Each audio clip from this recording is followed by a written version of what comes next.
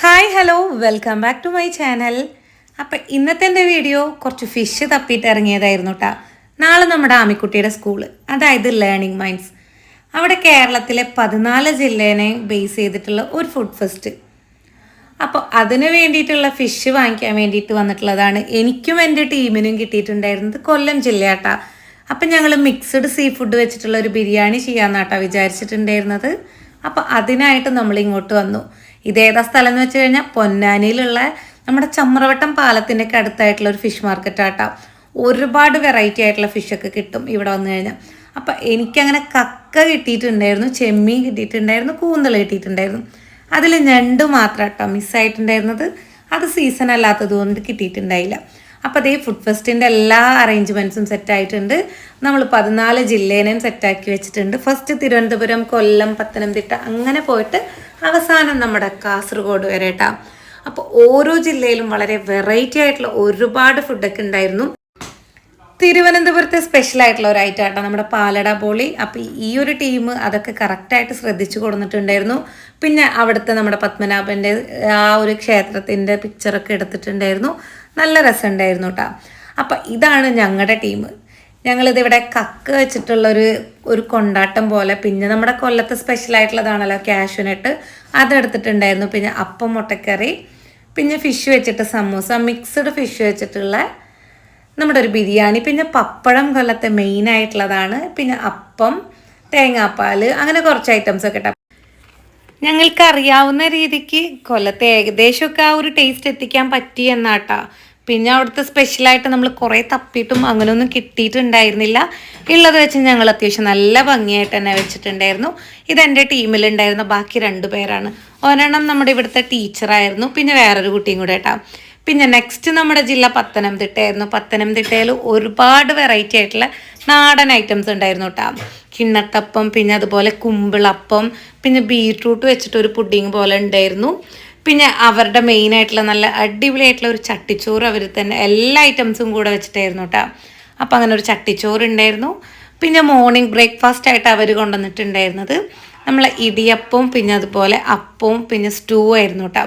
സത്യം പറഞ്ഞു കഴിഞ്ഞാൽ ഇവിടെ ബ്രേക്ക്ഫാസ്റ്റ് വല്ലാണ്ട് അങ്ങോട്ട് ചിലവായിട്ടുണ്ടായിരുന്നില്ല. കൂടുതലും വെറൈറ്റി ആയിട്ടുള്ള കുറച്ച് ഐറ്റംസുകളാട്ടോ എല്ലാവരും കഴിച്ചിട്ടുണ്ടായിരുന്നത്. അപ്പോൾ ഇതാണ് നമ്മുടെ പത്തനംതിട്ട ടീം കേട്ടോ.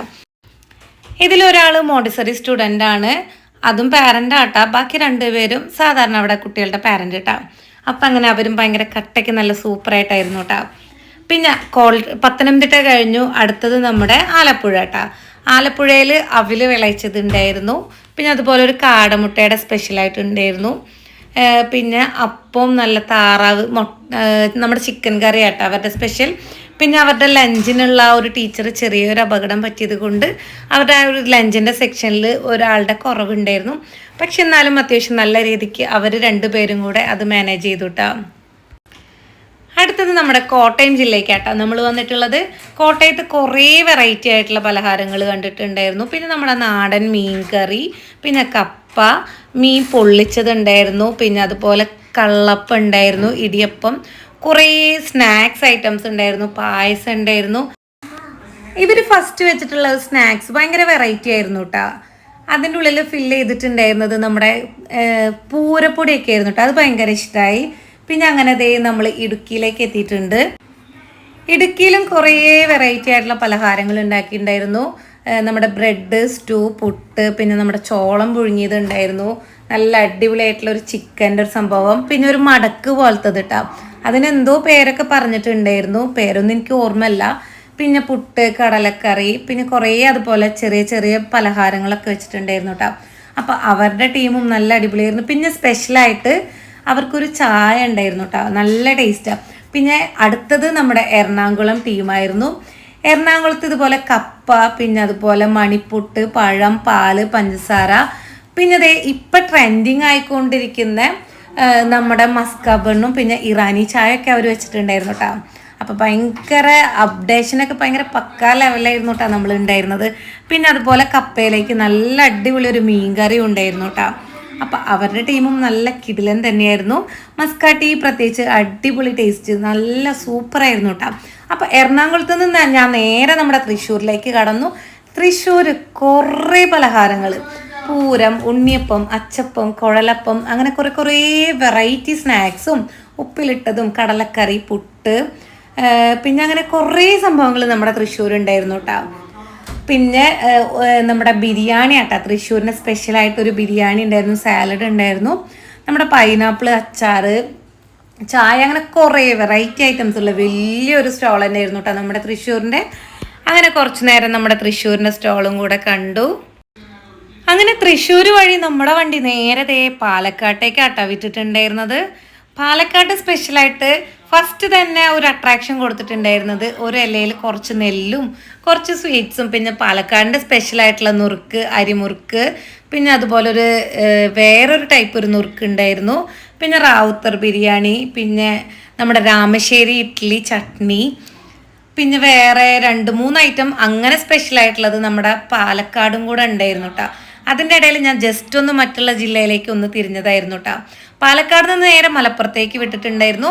മലപ്പുറം ജില്ലയുടെ സ്പെഷ്യലായിട്ടുള്ള ഏലാഞ്ചി, പിന്നെ അതുപോലെ മുട്ട വെച്ചിട്ടുള്ള നമ്മുടെ മുട്ടമാല, മുട്ടസുർക്ക്, നമ്മുടെ കോഴിക്കോട് മലപ്പുറത്തൊക്കെ സ്പെഷ്യലായിട്ടുള്ള അങ്ങനെ കുറച്ച് നല്ല അടിപൊളിയായിട്ടുള്ള സ്വീറ്റ്സ് ഉണ്ടായിരുന്നു. പിന്നെ പഴം നിറച്ചതുണ്ടായിരുന്നു. എല്ലാം നല്ല ടേസ്റ്റ് തന്നെയായിരുന്നു കേട്ടോ. പിന്നെ അവരുടെ മലപ്പുറം സ്പെഷ്യലായിട്ടുള്ള ബിരിയാണികൾ ഉണ്ടായിരുന്നു കേട്ടോ. ഒരുപാട് ബിരിയാണി വെറൈറ്റി ആയിട്ടുള്ള എല്ലാ സ്റ്റോളിലും ഉണ്ടായിരുന്നു കേട്ടോ. അപ്പോൾ ഇങ്ങനെ മലപ്പുറം ടീമും നല്ല സ്ട്രോങ് തന്നെയായിരുന്നു കേട്ടോ.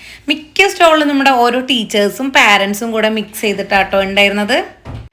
മലപ്പുറത്തുനിന്ന് എൻ്റെ വണ്ടി നേരെ കോഴിക്കോട്ടേക്ക് കയറിയിട്ടുണ്ടായിരുന്നു. കോഴിക്കോട് ഒരു പൊരിച്ച പത്തിരി ഉണ്ടായിരുന്നു, ബീഫ് ഉണ്ടായിരുന്നു, പിന്നെ നമ്മുടെ കോഴിയട, പിന്നെ കോഴിക്കോടിൻ്റെ സ്പെഷ്യലായിട്ടുള്ള മൊഞ്ചത്തിമാരായിട്ടുള്ള കുറച്ച് ഹൽവ ഉണ്ടായിരുന്നു, കോഴിക്കോട് ബിരിയാണി, സാലഡ്, അങ്ങനെ പിന്നെ അവരുടെ സ്പെഷ്യലായിട്ടുള്ള ചട്ടിപ്പത്തിരി, അങ്ങനെ കുറേ വെറൈറ്റി ഐറ്റംസ് നമ്മുടെ കോഴിക്കോട് ടീമിനുണ്ടായിരുന്നു.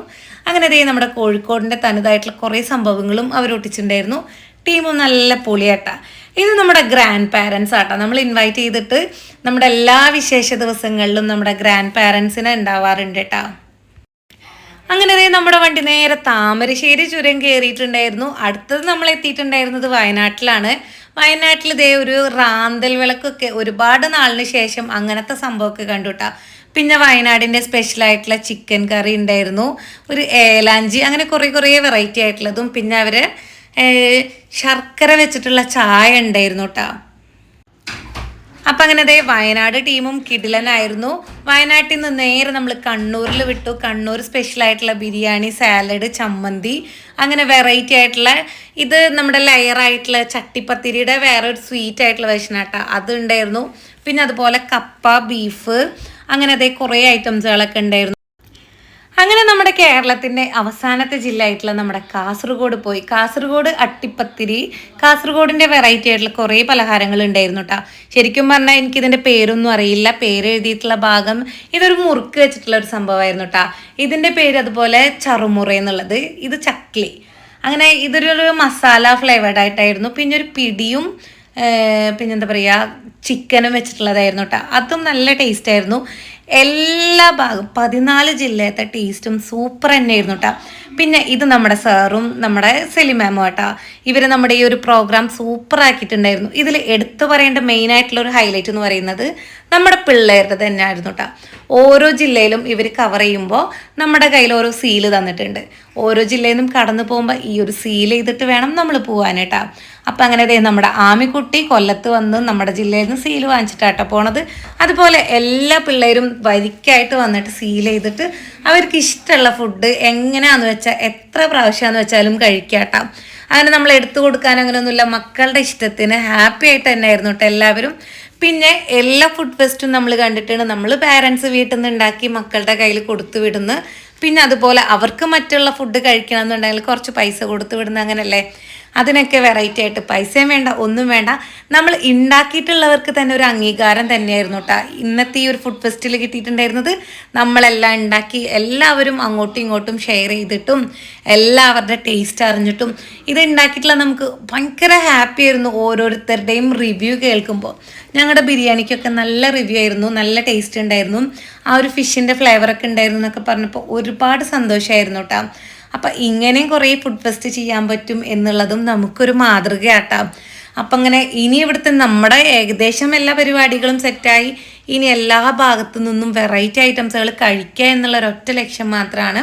അപ്പം അങ്ങനെ ഞാൻ എൻ്റെ പ്ലേറ്റും കൊണ്ടുപോയി ഓരോ ഭാഗത്തെയും കുറേശ്ശെ ഡിഷുകളൊക്കെ എടുത്തു കൊണ്ടുവന്നു. പക്ഷെ എനിക്കതൊന്നും കഴിക്കാൻ പറ്റിയിട്ടുണ്ടായിരുന്നില്ല. ഞാൻ കഴിച്ചിട്ടുണ്ടായിരുന്ന എല്ലാ ജില്ലയിലും ഉണ്ടായിരുന്ന ബിരിയാണി കുറേശ്ശെ കഴിച്ചു. ഒക്കെ സൂപ്പറായിരുന്നു. അപ്പം വീഡിയോ ഇഷ്ടപ്പെട്ടാൽ ലൈക്ക് ചെയ്യാനും ഷെയർ ചെയ്യാനും ഒന്നും മറക്കരുത്.